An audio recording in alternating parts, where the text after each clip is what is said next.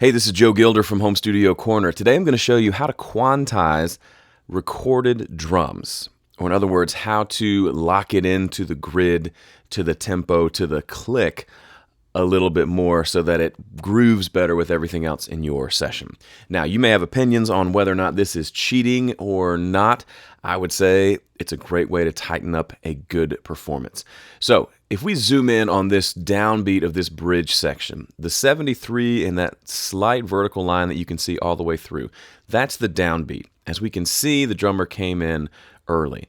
Now, it's not about just doing it visually. If we listen here for a minute, I've got the click playing. You can hear the drummer just gets a little ahead of the beat in places.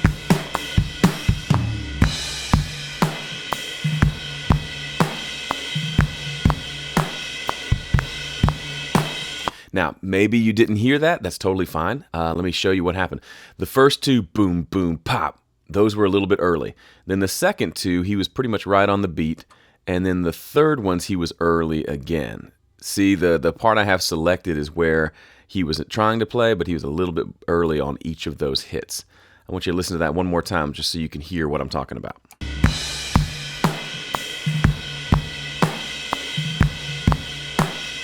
You could hear the kick hit, and then you hear the click happen.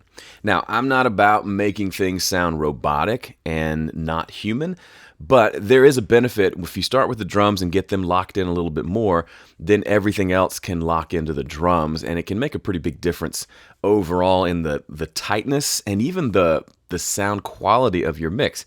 I found when I do a little bit of what we call in Nashville pocketing, it makes the mix sound less muddy. I know that doesn't seem to make sense, but when everybody's hitting together, it feels like there's a tightness to the low end that you can't get even if you're EQing like crazy.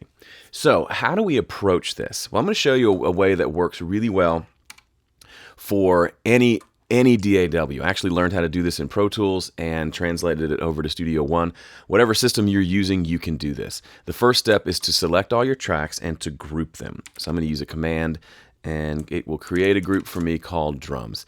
Now what happens when I select and do anything to one of the drums, it happens to all of the drums. Okay? That's really important. You don't want to start moving individual pieces without the rest of them moving with it. You'll start to get lots of problems, phase issues, things like that. Okay?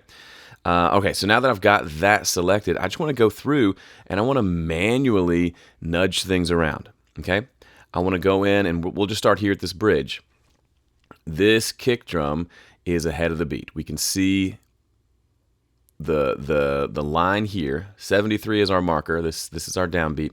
It's a good bit ahead. We want to move that back. We can see over here at 73.2, so at beat 2, he's more on the beat. So we're going to go in and we're going to just move this beat. So I'm going to use my cut tool, which I can get to by just doing this, and I'm going to slice it here, and I'm going to slice it here. And then this is kind of a Studio One specific thing, but I'm going to hold down Command and Option and slide this over. So now he's in beat with the click. And I hit X to get a crossfade and make sure the crossfade doesn't chop off the beginning of the hit. And I'm moving on. This can be a tedious process. It can take a little bit of time. And I recommend not going every single beat if you can help it. So right here. And also when you're doing this, look at things like the kick drum and the snare drum. Things like the overheads, they're going to be a little bit delayed because the overheads are farther away from the drums than the kick. The kick and snare are really your money makers there. All right, so this beat right here. If we look over at bar 74, he's right on there. Even at the previous beat, I think that hit's pretty much on the beat. It's just this snare hit that's behind. So here's a little bit different way to do it. I'm going to select this section, double click, and it separates the region. Then I can slide it over. Similar to what I did before, except this was double clicking versus having to click here and here with my knife tool. Let's go and keep looking. This beat seems on, this is ahead. So here's a great opportunity to make a change. This beat's great, this beat's ahead, and then that means this beat ends up being ahead. So this kick drum's in front of the beat, snare drum's in front of the beat, this kick drum's in front of the beat, this kick drum's way in front of the beat, this snare drum. So this is what tends to happen. You tend to get ahead of the beat for a chunk of time. I know when I play, when I get off the click, I tend to get ahead of the beat and I have to kind of stop and slow myself back down. So if we look over here on bar 79, look, right back. So I'm going to separate it there, and then I'm going to go back to where we were. So a couple of measures of him being ahead of the beat. I'm going to adjust all of these together because chances are he's pretty consistently ahead of the beat. So he was on here. Here's where it started to go off the rails a little bit. I'm going to adjust this whole section back. Whoops, wrong button. Okay, the whole section's been adjusted back. Then we're going to look and see if there's any other adjustments that need to happen. This kick drum is now on. This one is still ahead of the beat, so we're going to do this and adjust this whole section back a little bit more. Now look what happened. That kick is on. Let me crossfade those. This kick is pretty close. This kick is dead on. This kick is dead on. This snare is dead on. So he needed me to nudge him just generally speaking, and the rest stayed in time. So he was close to the click relative to, he was consistently before or behind the click. This section was a little bit late, so I moved it over. Part of that's because I already moved everything. So you may think, why are you moving so many things at once? Aren't you messing things up? Possibly, but you'll notice I'm not moving the entire drum kit. It was just this like 4-bar section that was a little bit off, but I can come in here and adjust that back. Now that snare hits a lot closer. I'm not even going for perfection. I just want to get it in the ballpark. So now we've done just a couple minutes of adjusting. Let's listen to how this section sounds going into it.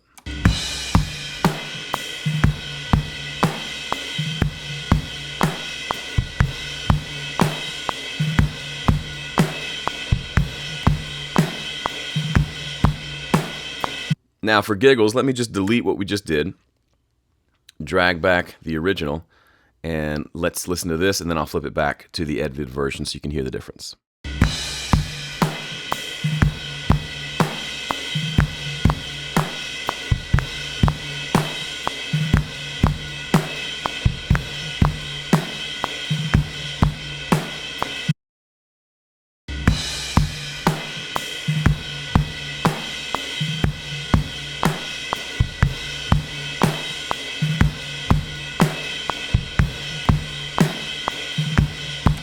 It just locks in a little bit better. It still sounds like the performance. It still sounds like this drummer.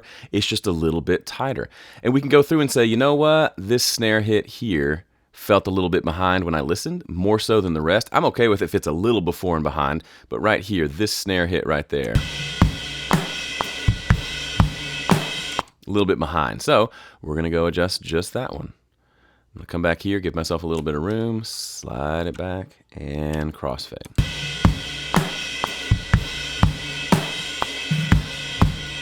Perfect. It's a lot more locked in.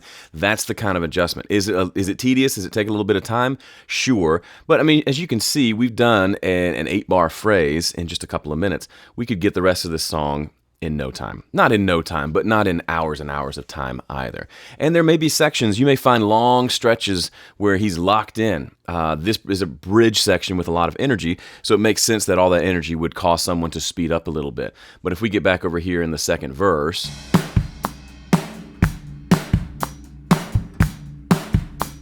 he's a lot more locked in there. So you may not have to do this on every bar and every beat. Now, one question that might come up is, Joe, you're sliding things around. Isn't there going to be like repeat audio? So for example, this snare drum that we just moved, it was originally like right here, and now we've slid it back like that. So what's happening over here? Well, as long as you keep an eye on it, if the person's way off, then you'll notice that like the next hit comes in early. You just want to make sure that your crossfade is back a little bit before the bar so it has time to cross over. The great thing about drums is you can do this, you can slice things up and crossfade like crazy, and you don't get a lot of weird sounds. This just sounds like a drum performance.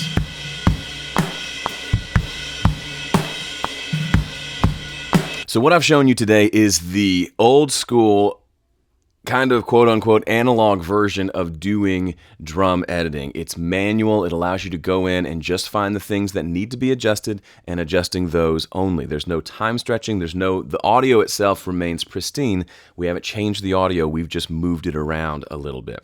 Alternatives exist that allow you to do this kind of globally like you would quantizing a MIDI performance. And that can work really well. The downside of that is sometimes with all the way that it works is it does time stretching. So it actually stretches the audio or compresses the audio, which can cause some weird side effects. But in a pinch, if you're in a hurry and you don't have the time to quantize this like I just did, which I've been in that situation before, you can do it in your system, your DAW probably has a way of doing it. Studio One actually makes it really, really easy. I just highlight the audio and press Q, and it takes a minute to detect all the transients, and then it just syncs them all together. So now this crazy looking thing, it's basically detected the transients and then snapped each transient to the nearest grid bar based on probably 16th notes or something like that. So if we go, let's go to this big chorus at the end. There's a big fill going into it. Let's just see how that sounds.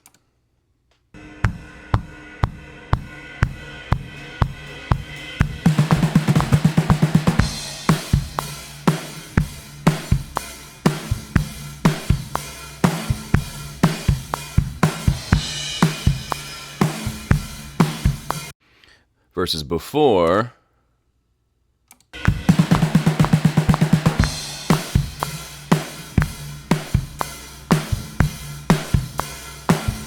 Drums were a little sloppy in this section, and they got a lot tighter after the quantizing part. But this section, the fill section, is weird. It did not handle that well. And what you can see is like some of these got stretched just too much, and it caused it to sound really funky. It's trying its best, poor thing. So what I do is come in here with the bend tool, and which allows me to like drag things forward and back. And the ones that are red are showing me ones that have been jacked up a little too much. I'll select those and just double click and remove them. And it tends to make it sound better. Not sure what's happening here. These all got snapped wrong.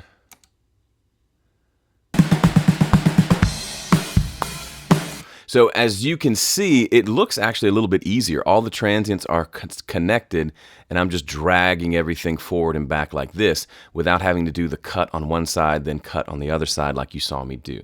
The downside is there is technically some sound degradation happening, but you have to just listen and see. The other thing is you got to really go through and zoom in and make sure every section doesn't have some weird sound to it. That was a cool affected section of the song, but this can work well also. So I like both. If I have time and I'm feeling especially particular, which you know a lot of us audio folks are, I would rather just go in and do it manually like I showed you in the first part of this video. But there is technology that exists, and it's a lot better than it was 15 years ago when I was learning how to do this. So you can actually get some really good results using it. Just as always, use your ears to make sure you're not jacking things up too much. And if you're ever worried that you're going to mess things up, you can always save a copy of what you've got, go mess with it, and then always revert back to that previous version. The way I do that is I have everything grouped, and I'll come over here and I'll just duplicate, I'll come over here and duplicate this playlist so I can make sure the underlying one is always there. I can always get back to my starting point if I completely mess things up. All right, that's it for me. Thanks for watching. If you want to learn more stuff like this and also have real-world challenges where you can actually do things like edit a song, mix a song, produce a song, record a part, collaborate with somebody else, you need to become a VIP member. Every month, my Vipers, as I call them, are doing new challenges. I'm doing them as well. The whole point of the challenges is to get you in the studio working on something. So sometimes it's a production challenge. Sometimes this month it's a mixing challenge. Super fun. But it rotates. There's lots of cool new challenges that allow you to really practice and get better at your craft while also connecting with other like-minded home studio folks just like you. You can check that out at homestudiocorner.com/VIP. That's it for me. Thanks for watching. See you in the next one.